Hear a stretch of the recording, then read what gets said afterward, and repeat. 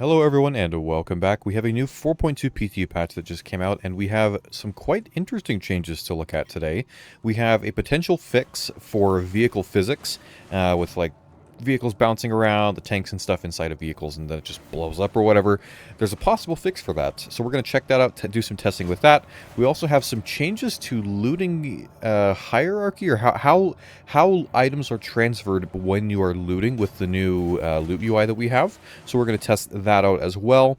We have some other random changes to check out too. I think some additions, reintroduction of turbulence near storms and near the ground on planets and such that should affect your flight performance. So we'll try and test that out as well. So we're going to go check all of it out. And if you want to see what's going on, then sit back, relax, and let's get into it. Alright, so first, under potential fixes, we have for multi-vehicle PU vehicles physics. Vehicles with revised ground vehicle physics suffer excessive vibration at low speeds or when stopped. So I believe this is going to be a potential fix for the excessive vibrating and bouncing around that a lot of the time the tanks will do.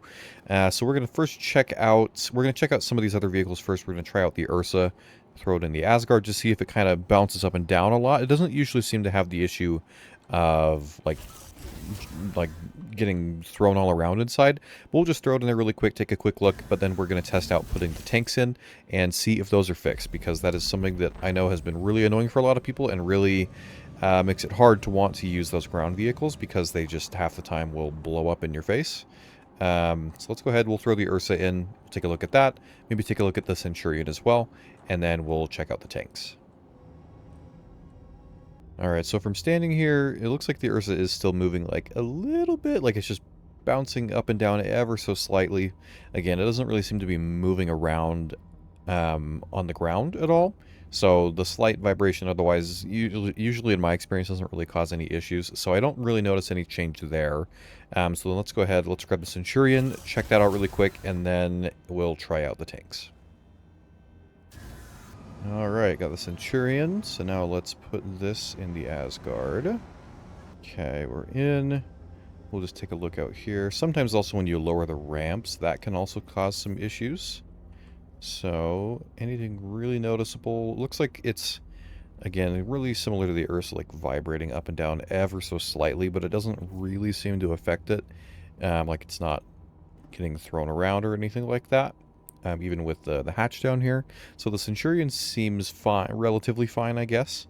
So nothing too crazy there. But now let's go ahead and let's move on to the actual things that hopefully have some improvement, which is going to be, I have the Storm and the Nova Tank. We'll test those out and see if those have gotten some fixes. Alright, so first let's try out the Nova Tank. Now it does already seem to be bouncing up and down a little bit, but I will say when this ramp comes down, that oftentimes caused issues and caused it to kind of flail around like all over the place. And it's not doing that. It's kind of, again, it's kind of just having a little bit of jumping up and down like the Ursa and the Centurion we're having. But let's throw it in the Asgard and see if that changes anything, because sometimes when you actually get it in the ship and then you get out of the seat, that can affect how well or how badly that turns out. So we'll go ahead and move it in and see how it looks. Okay, we are in. Turn off our engines and let's get out of the seat. Now this is normally where things would start to go downhill, as far as I know, because things start bouncing around. Let's go ahead and step out. And it seems okay. Even with the ramp down, which again, sometimes the ramp causes issues, which they may have tidied that up a little bit so it doesn't go down as far. Again, you can see it ever so slightly kind of jittering up and down, like just a little bit, but it is nowhere near where like before it would wildly bounce around and you get purpled or blow up or destroy your ship or whatnot. So it seems like this initially, from what I can tell, has been fixed, which is really, really good, and I think will make it more viable to bring in ground vehicles for certain operations. So really good to see that. And then lastly, let's just check the Storm as well and see how that one is doing. Okay, let's get in the Storm. A lot of the time, the issue you'll have here is when you get in the seat. However, like the animation goes, that kind of gets it to kind of jitter around. It is bouncing up and down a little bit, as you might be able to see there. But, again, Definitely not as bad as it's been before. So we'll get in. Doesn't seem to be going any, like, crazy or anything. Okay. And let's go put it in the Asgard and then see how it does. Okay. We've got it inside. Turn off our engines, and let's get out. And look at that. It's not wildly flailing around when the seat came down and that hatch opened up.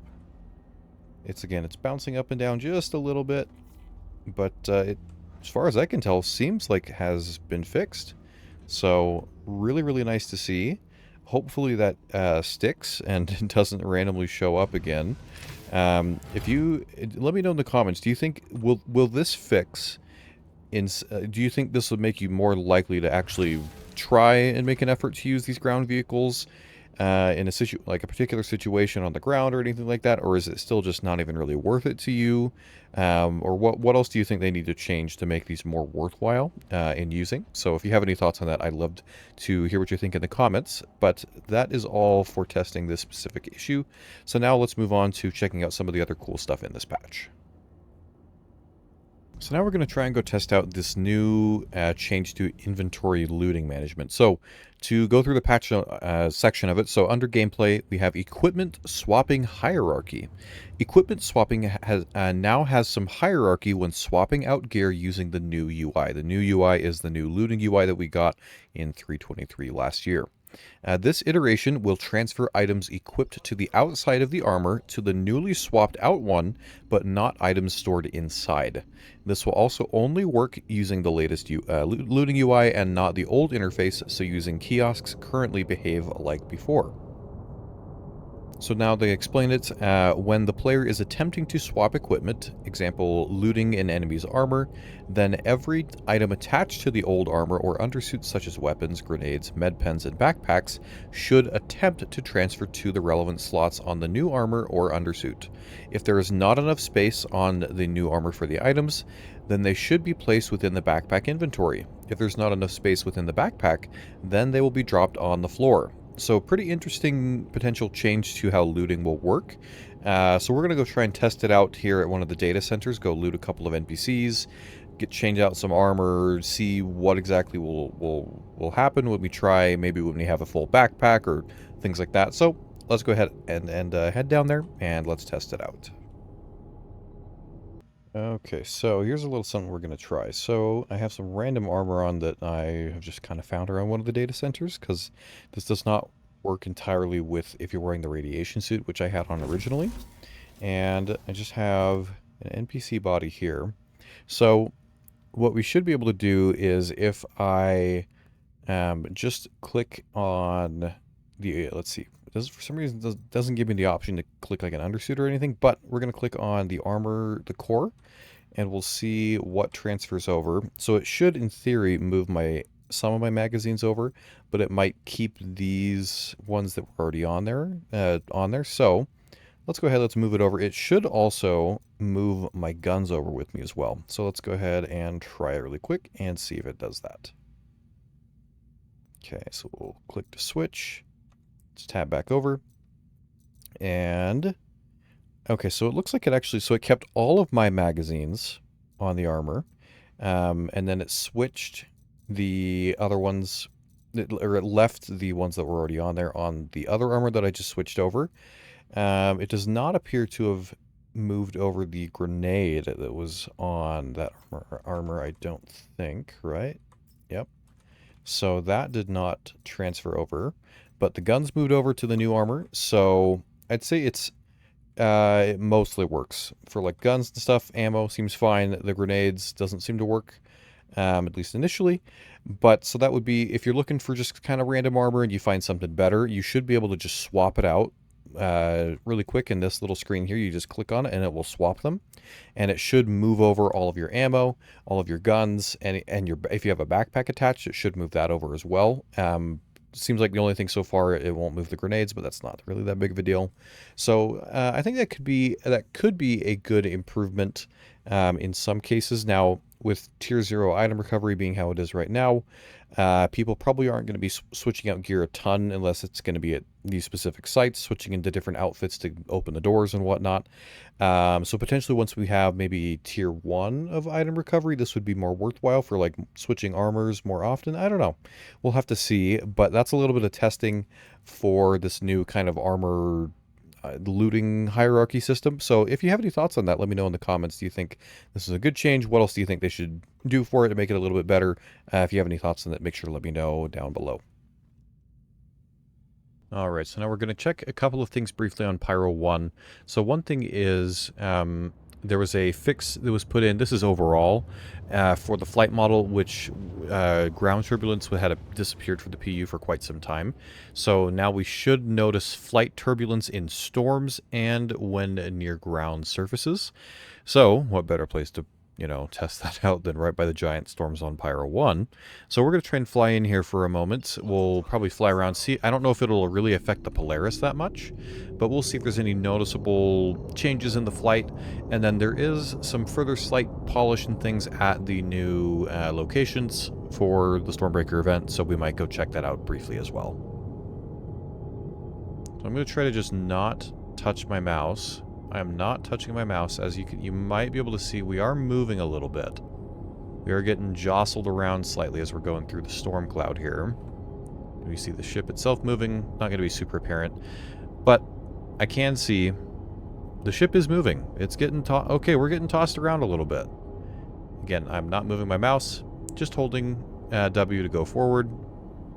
So yeah, seems like the turbulence is definitely in the storm clouds, and as we get closer down, we're jostling around more and more and more.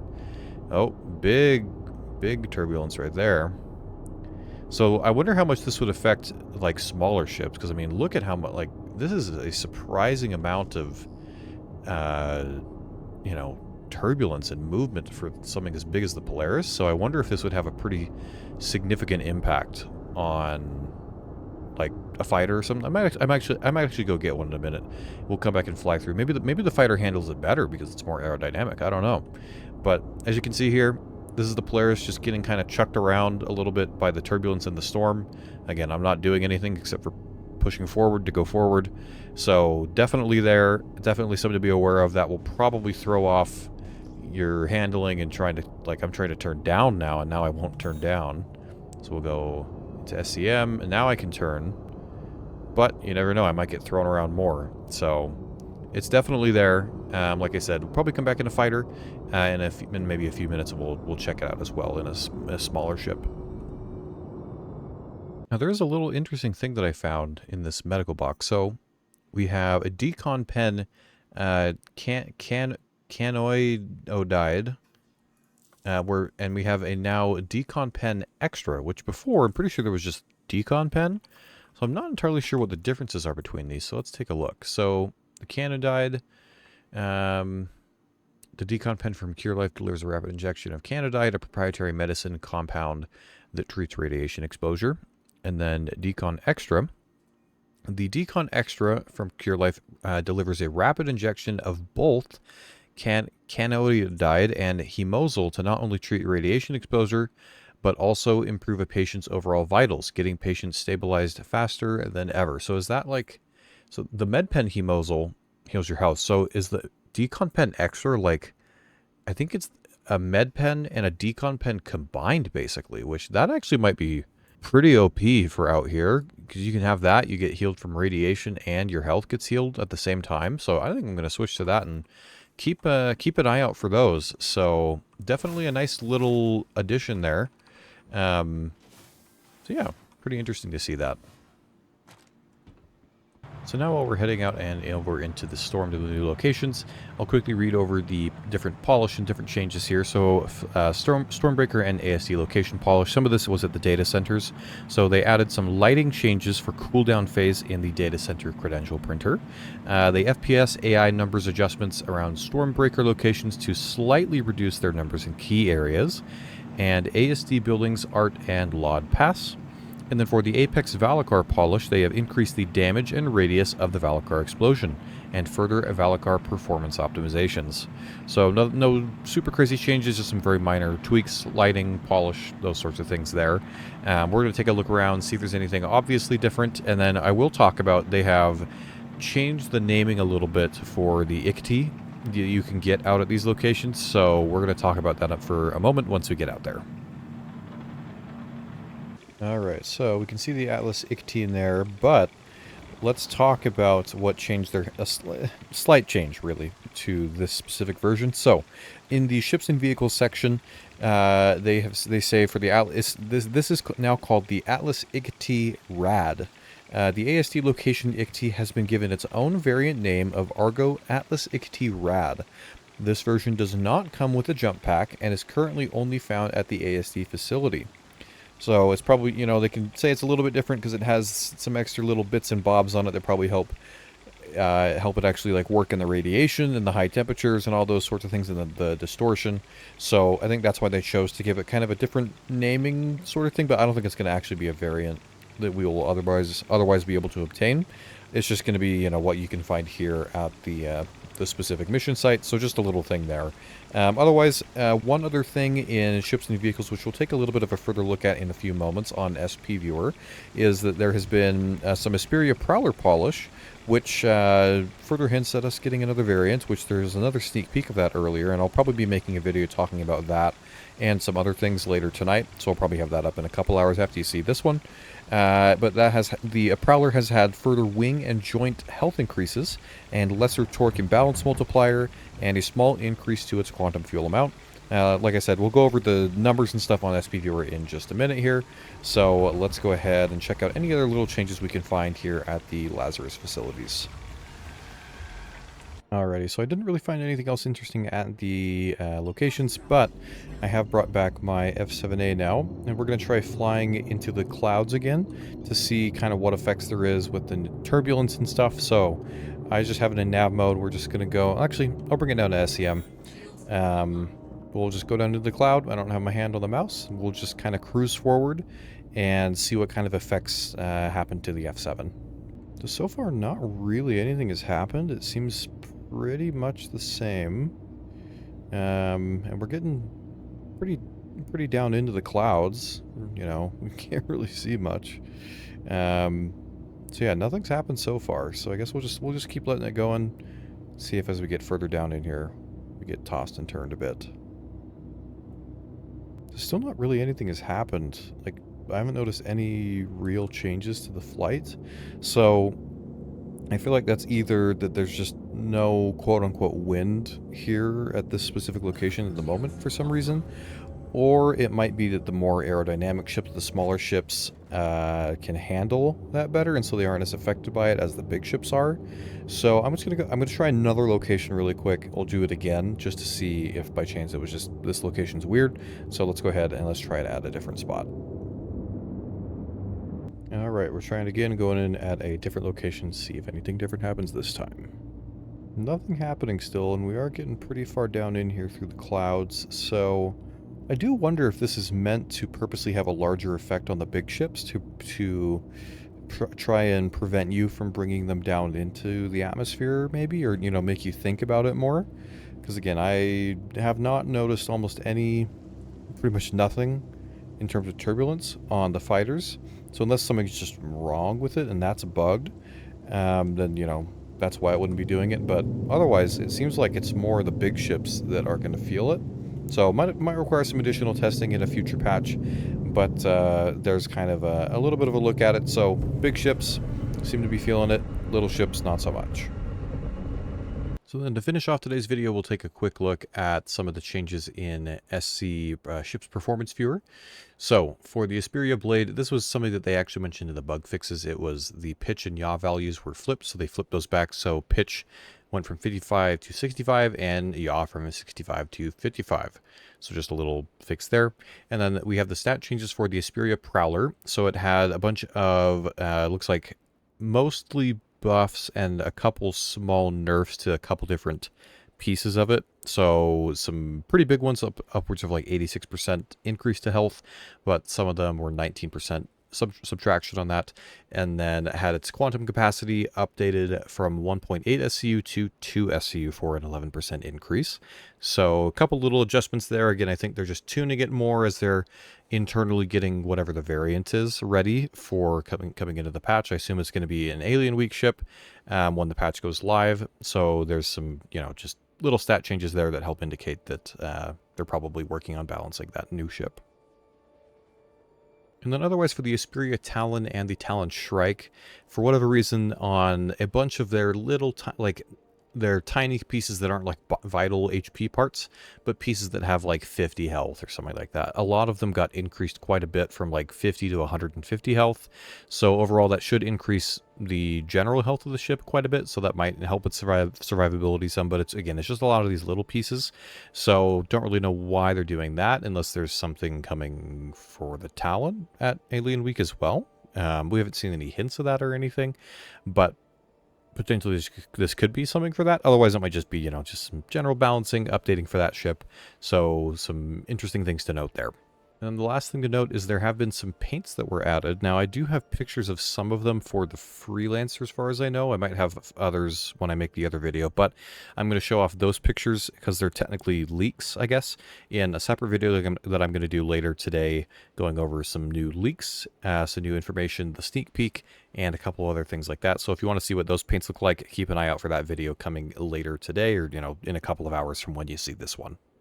But that is all I have for this video, checking out the latest PTU. Again, I'd love to hear your thoughts in the comments on what do you think about the fixes for the ground vehicles, the turbulence for the bigger ships, and any other changes that you feel are, important to you. Feel free to let me know what you think about that in the comments. If you enjoyed the video, feel free to leave a like, as it really helps the channel. And if you want to see more Star Citizen news and updates videos, subscribe to see those coming in the future. And that's going to do it for this one. So until next time, I will see you in the verse.